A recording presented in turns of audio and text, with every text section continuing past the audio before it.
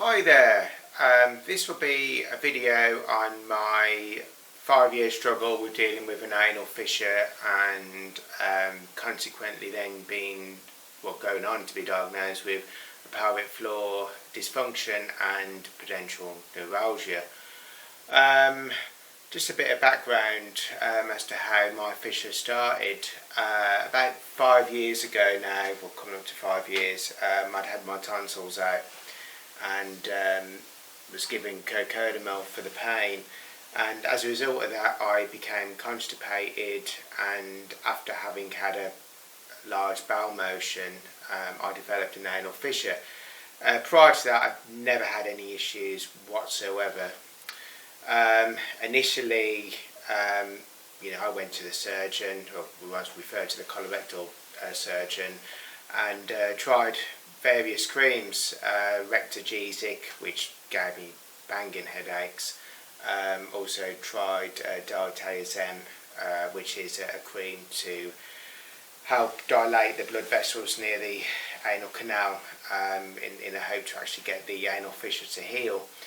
If you read the literature on anal fissures, they're actually classed as an ischemic ulcer, which means basically an opening where there's a poor blood supply, and obviously every time you go to open your bowels you become agitated because you develop pain, and because of that you then create potentially a vicious cycle of pain, agitation, straining, re-tearing, and so on and so on.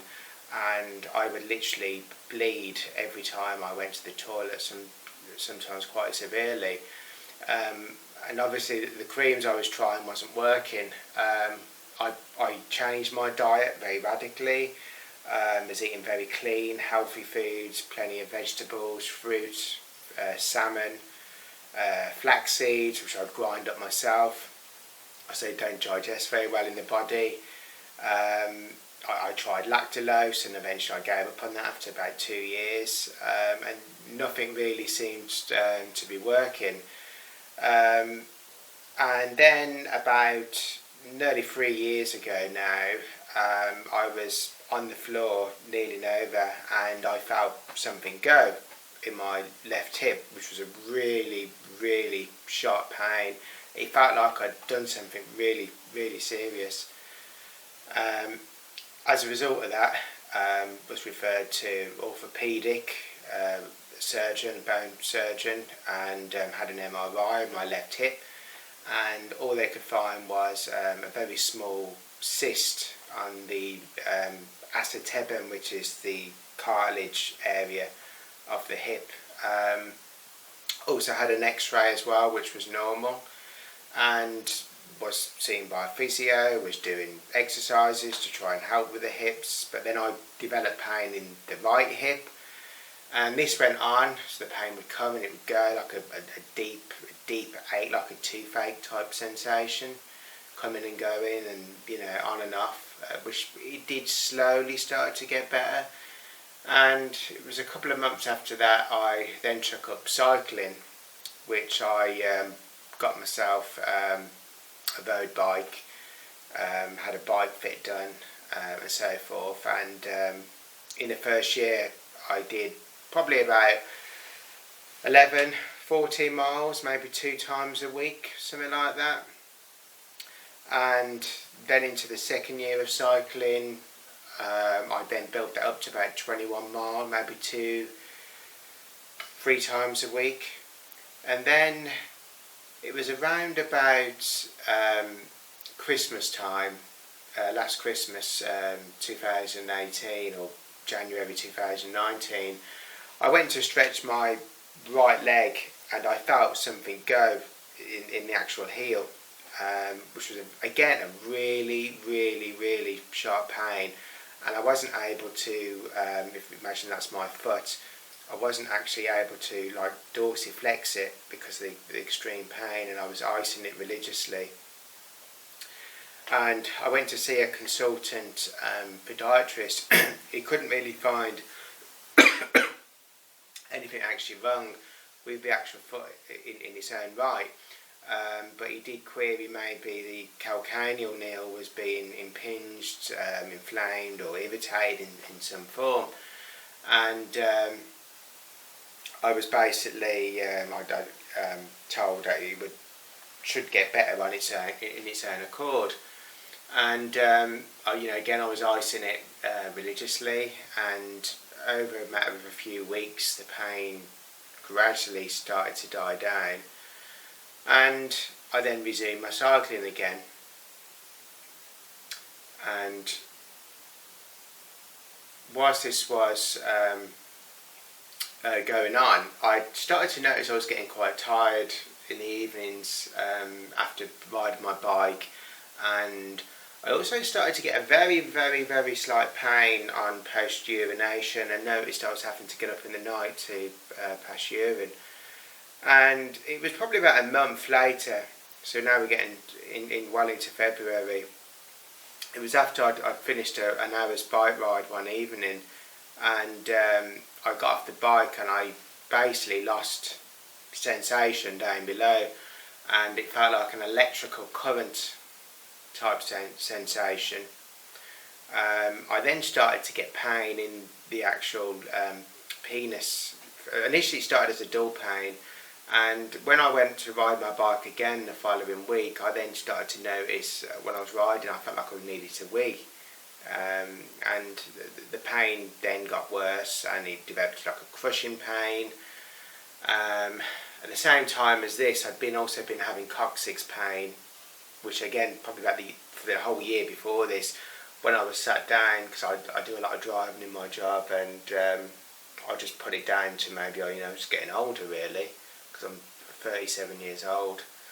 And again I went to the doctors, had an MRI of my spine, which only picked up mild scoliosis, and also had an ultrasound, and they found a varicocele, and also no other issues really. It was at this point I was getting quite desperate, to figure out what was going on, because obviously while this was going on I'd had the anal fissure, which by this point I'd had a Botox for, and the bleeding had stopped, and it did stop for a couple of months until it returned. And I just felt pretty much very tense, even getting out, doing general things. The tension in my body was quite severe, to be honest with you. And then I took things into my own hands, and I went to see a colorectal physio, quite a well-known one. And after doing an internal exam, she diagnosed me with a pelvic floor dysfunction and pudental neuralgia, which is when you press inside the anus and certain areas. I felt like I was being injected, very sharp pain, and also sensations I was going to pee myself. And obviously this was really quite alarming, as you can imagine. And I was told the best thing to do to help get better was to try breathing exercises, to try and relax the pelvic floor. And I was also commenced from another pelvic physio some of the Amy Stein static stretches, which the breathing didn't really seem to help. I did get a bit of relief from the actual stretches that I was doing, 45 minutes 3 times a day, so it's not as if I was slacking in wanting to get this sorted. And basically then things got worse, because I developed an inguinal hernia, and I then lost sensation in my right leg, and it felt like someone was throwing darts at me. Whenever I got stressed, physically stressed, things would clench up like really tight. And I had been told that internally the pelvic floor muscles were like rocks, when they should be like soft, like sponges.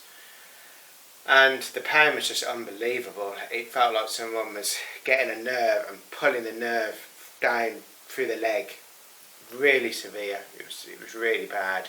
So there's a point I ended up in A&E and was having problems even doing simple things, really, even walking.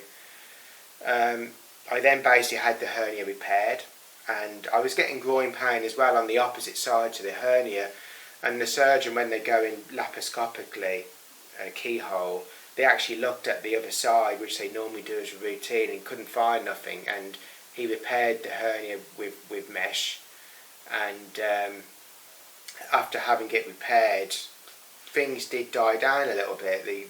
I managed to gain the sensation back in my leg, and the really sharp shooting pain did die down somewhat. And apparently, according to my report, I had an indirect hernia. I believe there's a direct and an indirect. An indirect being more congenital, if I'm correct. So there could have been a weakness there, maybe with the pelvic floor dysfunction and the fissure and everything else. My body just couldn't handle it anymore. Obviously, by this point, I'd given up cycling and sold my bike. And obviously, still left with the anal fissure, and I'm still bleeding. And one of the things I've recently thought about is looking into hyperbaric chamber treatment, where divers, when they have issues with the bends, I mean, I'm not a diver, but they go into the chamber to decompress safely, and some of the hospitals in the UK have these chambers, and I do know of there are examples out there of people with chronic wounds, be it diabetes or like a vascular issue, where they just don't heal, and they go into the chamber and they get a concentration of oxygen to the area, which potentially heals these wounds. So I'm at the point now where I'm looking into this to see whether it could be an option, or the other option is I'm going to have another Botox, or as a last cut option I have to have the anal sphincter cut, which seems quite drastic, really, to be honest with you. But I'm just not getting anywhere. But it was whilst I was reaching out all over the world, speaking to different people, I came across, initially I came across this very early on, when I'd been diagnosed with pudental neuralgia, of a chap in America called Nick Barlatow and David McCoy, who do a type of treatment for the freedom from pelvic pain, which is a type of resistant stretching which no one else offers in terms of treating any of this. And it sort of made sense to me, but I was initially thought, is this some sort of scam or something? I was a bit wary of it all, but I thought, I managed then to find people that had been through the course and had been treated and hadn't been getting any help in any other avenues, and again had been to some of the best pelvic physios in the UK and different parts of the world. And I then started to think about this a bit more and thought, well, I've had the hip pain, the coccyx. I've now developed, symptoms of feeling I'm going to pass urine when I don't need to pass urine, and other unusual type symptoms, which all seem to fit in this pudental neuralgia. And the founder of the course had been diagnosed with this and been all over the world trying to find a cure, and had found Nick Barlatow, and basically it was now cured. And it did seem to make sort of sense to me because of all the muscles. If there is an issue with the muscles and they're pushing on nerves, because if you think about it, there's nerves all over the body, and if I raise my hand, the nerves have to glide, they have to be able to move for me to do that, and that arm and vice versa, and other parts of the body. So if everything is hypertonic and everything is being squeezed, and that is pushing on the nerves and causing these types of sensations, and that in effect may be delaying healing as well, then it does make sense to me that if there's a form of physio which can release that tension over a period of time, and they don't claim it's a quick fix, this can take many months, of 9 months to 2 years, then I think this is worth a try, because I am fast running out of options here, and 5 years is enough. I think it's enough for anyone, and I am going to basically be signing up to try DCT in a couple of weeks' time, when I'll be 38, and I've said to my other half, you know, I'm going to pay up and I'll have it as a birthday present, you know, what have I got to lose? Because there are many men, as much as women out there, that suffer from pelvic floor issues. And even if you go to a pelvic floor physio, they are at the hospitals, they often come under women's health, when actually there's loads of men out there, and men that probably don't want to talk about these things, but are going through it.